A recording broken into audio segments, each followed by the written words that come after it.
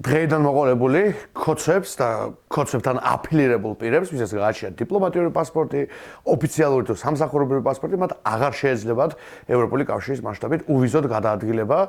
და აეგრძალათ ნებისმიერი ტიპის ოფიციალური ვიზიტის ჩვეულებრივი პასპორტით წარმოება. ეს არის იმისი სრული საპირისპირო, რასაც კობახიძე მუხარით გვეუბნებოდა, რომ ის ჩვეულებრივი პასპორტებით იმგზავრებდა. ჩვენ ხედავთ ძალიან მკაფედ ევროპულ კავშირმა ყველა ზომა მიიღო სპეციფიკურად საქართველოსთვის და კოცებისთვის იმის სათქმელად, რომ ისინი არ არიან სასურველი სტუმრები ევროპული კავშირის მასშტაბით ამ პოლიტიკის პირობებში და ამავე დროს ჩვენთვის ძალიან საყურადღებოა ის, რომ როგორც ცნობილი იყო, კოცები ამზადებდნენ ახლო მომავალში პოლიტიკურ ვიზიტს ბრიუსელში და ახლა მათ მოუწევთ ამ ვიზიტის